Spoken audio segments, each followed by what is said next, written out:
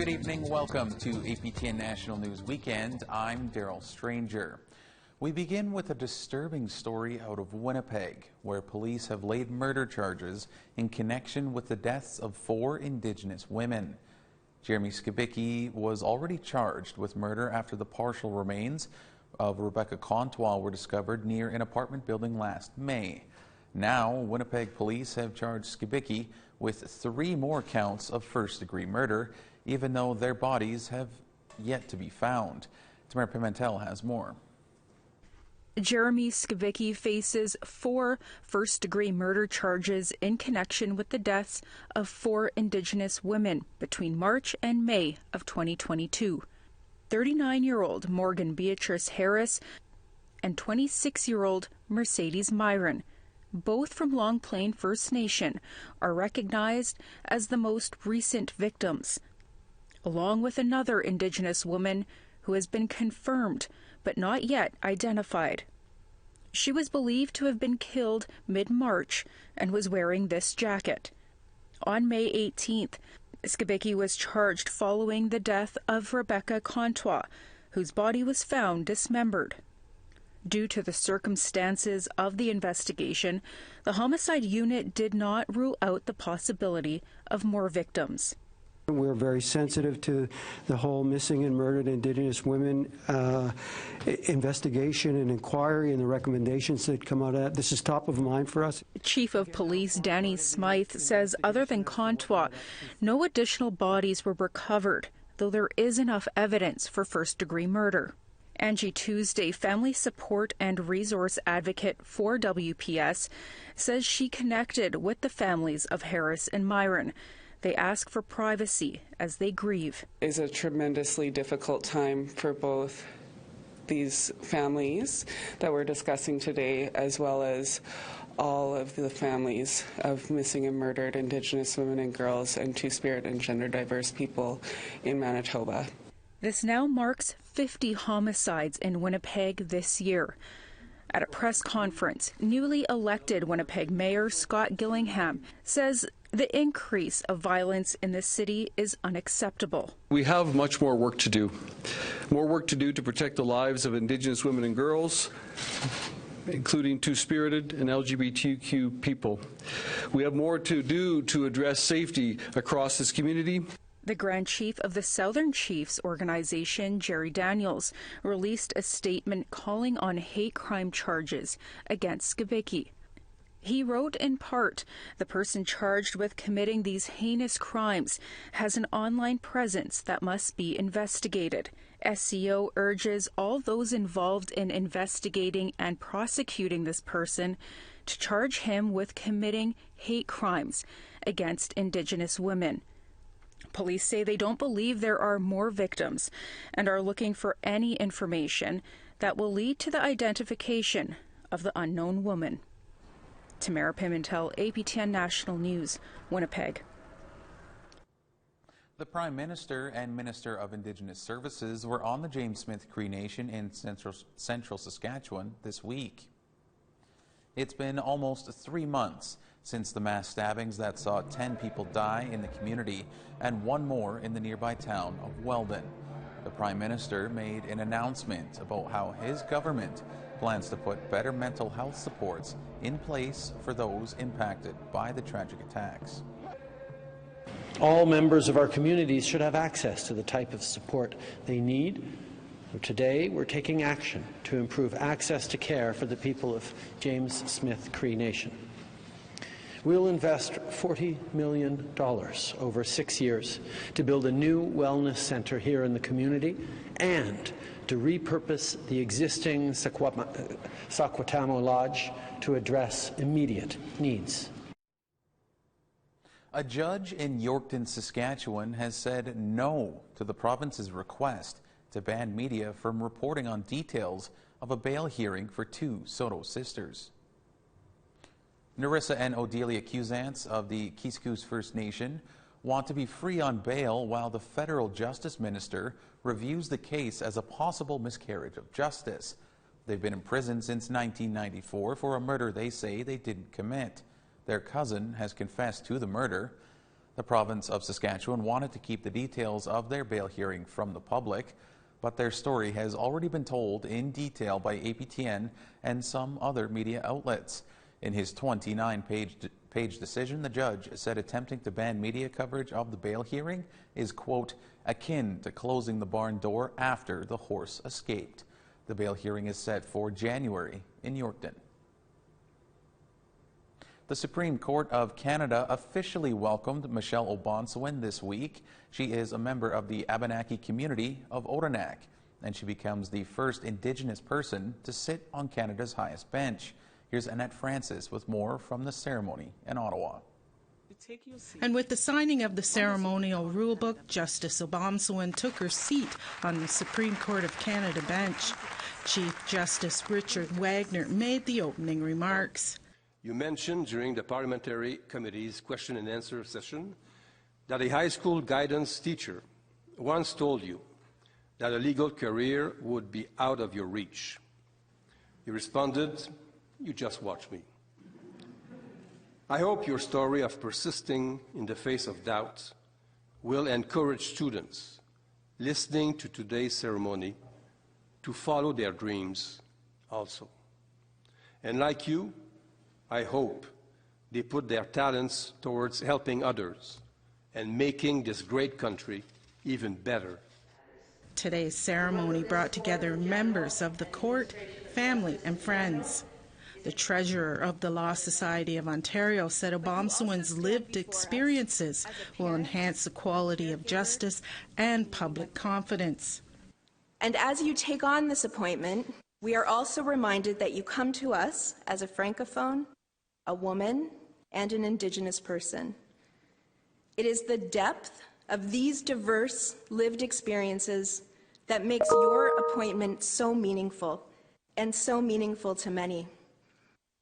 The spectrum of experience on the bench of our highest court is deeply important.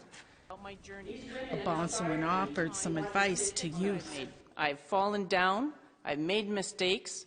However, mistakes have been my teachers, and I have learned from those mistakes. I have always gotten up and continued, at times with trepidation, but always moving forward. Our actions are reflections of ourselves. We must be proud of who we are and of our uniqueness. I have a lot of people to thank. I did not get to this court on my own. She had to hold back tears when she thanked her biggest supporter along her journey, her husband, Pierre. I'm sorry, for those who don't know, I'm very emotional.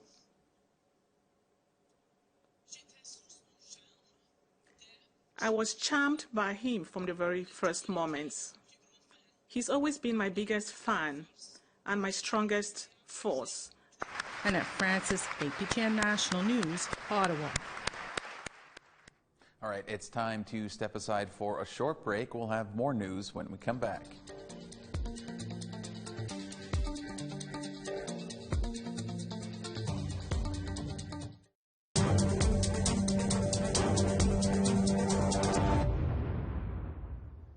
Welcome back. A woman in the Yukon with kidney failure is undergoing dialysis out of territory because the treatment she says she needs isn't being offered there. As Sarah Connors tells us, she's appealing to the public in hopes of finding a living donor for a kidney transplant. At age 9, Vuntut Gwich'in citizen Nellie Najutli's kidneys failed, and she underwent a successful kidney transplant. But earlier this summer, Najutli began experiencing kidney issues and traveled to Vancouver for care. Doctors there discovered the 29-year-old's kidney had rejected, and she was ultimately diagnosed with end-stage renal disease, though her situation is treatable. I was brought to Emerge, wheeled upstairs, and I got my central line put into my chest, and dialysis was started right away. And I have been on dialysis since. Najutli has been in Vancouver since June. 3 times a week, she receives hemodialysis, a process where a machine takes blood from her body, filters out the toxins in her blood, and returns it to her body, just as a kidney would. But Najutli says she's unable to return home because hemodialysis is not offered in a hospital setting in the Yukon. People want to be near home, near their support networks, near their friends and family when they're going through a health crisis. And there's more than one person in the Yukon who requires dialysis. While insurance pays for an apartment and a meal allowance, Najutli is living off her savings until she can come home. Being on dialysis here is a bit of it's just a constant, never-ending uphill battle. The territory is advocating for home-based dialysis, where patients can administer their own care. But Najutli says it's not an option for everyone. She says she lives alone and wouldn't have help. She also rents an apartment and would have to make alterations, something she's unable to do as a renter. I believe in our healthcare system to find a way to fill that need and fill that gap. It's always terrible being taken away from family and friends and having to spend your time in Vancouver, in hospital, away from your loved ones. Anne Huang is with the Kidney Foundation of Canada, BC and Yukon branch. She says there's typically around 4 to 10 people in the Yukon undergoing dialysis at any time. The main obstacle of getting an in-territory unit would be the fact that we just don't have enough people who are in need of dialysis right now to justify the cost. Huang says in-territory care is important because it can take years to receive a kidney transplant. But getting that transplant is life-changing. The impact of having a kidney rather than be on dialysis means that you can live your life freely as you wish. Being on dialysis means that you're stuck in a hospital. You're going to hospital 3 times a week, sometimes more, sometimes less, but it means you don't have the freedom to do things that you like. I'm really excited.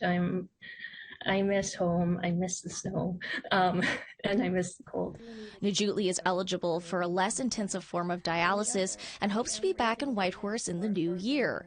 She's now sharing her story online and through social media in hopes of finding a living donor where she would likely have a better success rate. Until then, it's a waiting game until she can come home.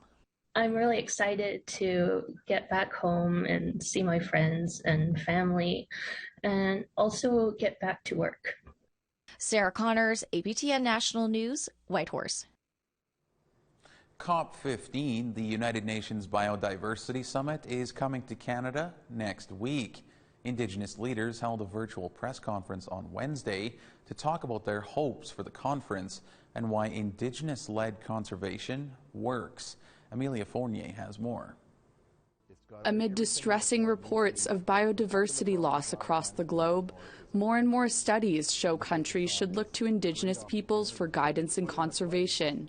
They are at the forefront of the biodiversity protection movement. Like Stephanie Tharasi of the Saisi Dene First Nation. She's working to make the Seal River watershed in northern Manitoba an Indigenous Protected and Conserved Area, or IPCA. Every area in the watershed that the water touches is the way it's been since my great-great-great-great-grandparents used to walk and follow the caribou. Almost 90% of protected areas created in Canada in the past 2 decades have been led by Indigenous nations. So in Canada, the federal government has started funding IPCAs. Valérie Courtois, an Innu and director of the Indigenous Leadership Initiative, hopes Indigenous land guardians' value will be recognized at COP15. We are looking for partnerships with state governments that recognize our nationhood. We're not necessarily a recipient of a program. We are partners who have just as much of an interest in ensuring that the return on investment from those funds is maximized. And we care about the outcomes because the future of our own very future as peoples is at stake. The panelists say they hope countries will sign off on the 30 by 30 agreement to have 30% of the globe be a protected area by 2030. Jillian Stavely is helping lead the work of her people, the Cascadena, to protect the Dene Kusan area in northern BC.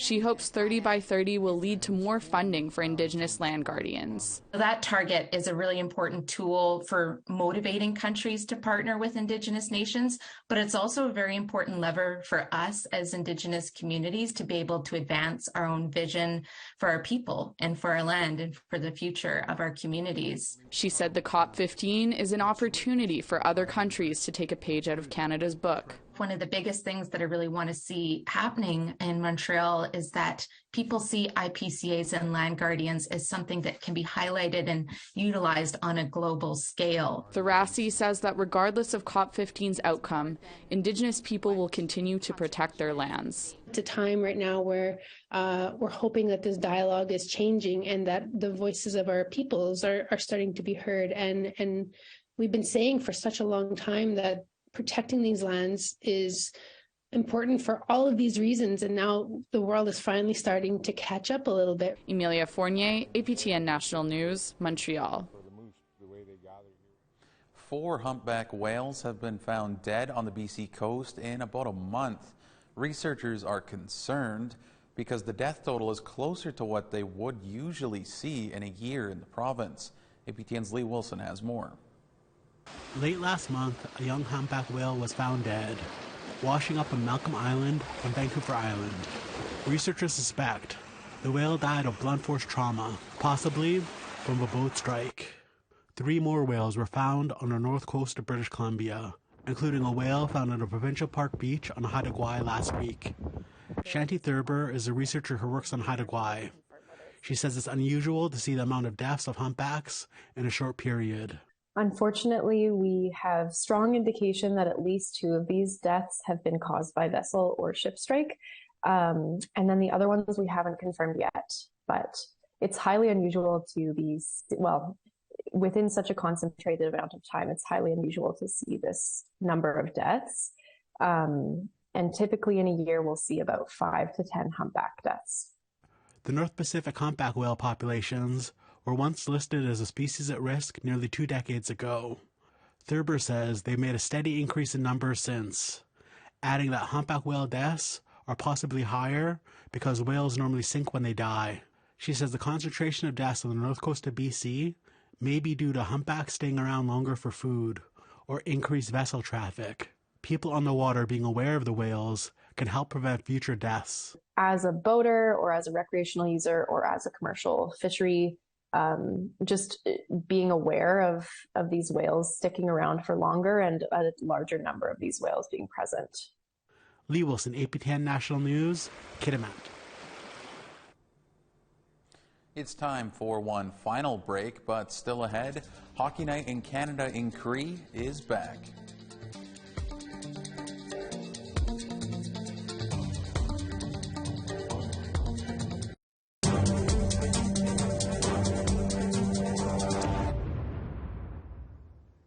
Welcome back. The annual Vancouver Indigenous Fashion Week kicked off, and as APTN's Tina House has, it was a stellar lineup.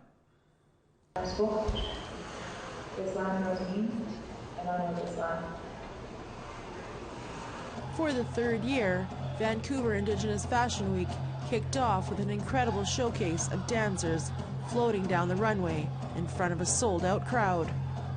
This year's event features 32 designers from across the country, and backstage, we caught up with Jolene Miskinak, who created the event.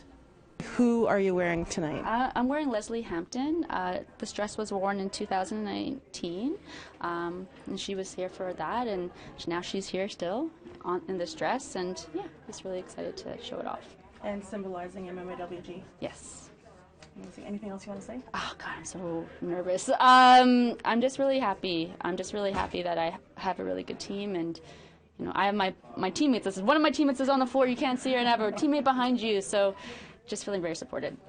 The first to kick off VIFW was Gitsan designer Yolanda Skelton.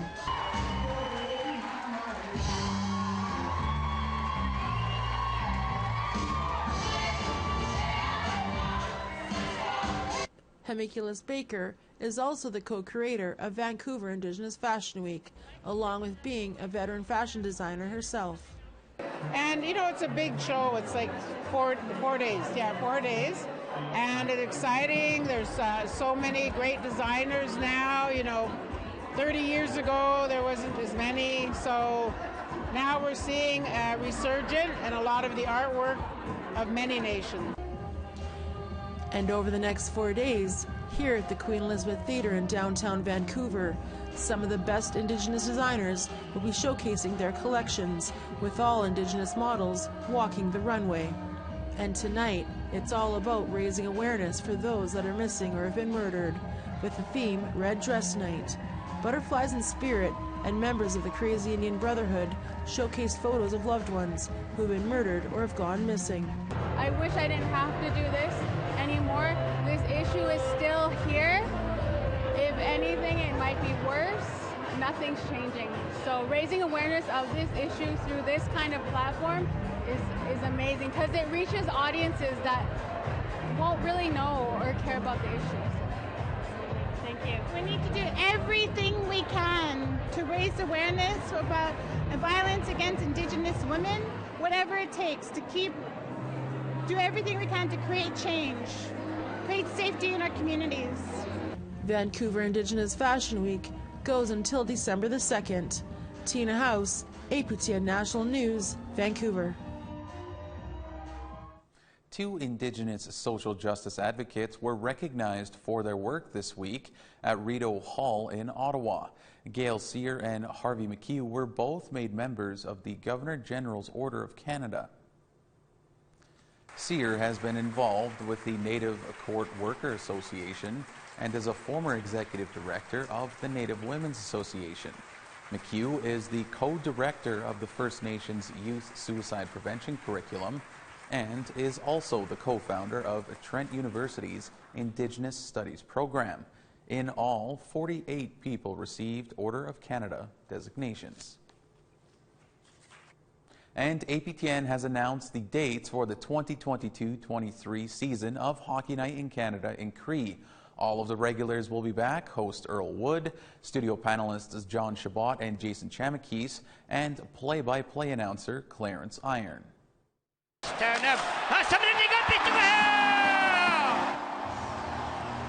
These are all Saturday games, just like the old days. The Calgary Flames will try to burn the Leafs in Toronto on December the 10th. The Oilers take on the Canucks in Vancouver on January 21st. The Ottawa Senators are in Montreal for a match against Les Canadiens February 25th. Edmonton tries to ground the Jets in downtown Winnipeg. That's an afternoon game on March 4th. And no fooling around, the Leafs and Senators go head-to-head on April the 1st. Now, I, for one, am very excited for Hockey Night in Canada in Cree to be back, and some great games this year, looks like, too. All right, that's all we have for you tonight on APTN National News Weekend. If you missed any of our stories or you want to catch up, you can do so on our website at aptnnews.ca. I'm Daryl Stranger. Thank you for joining us, Miigwech, and have a great night.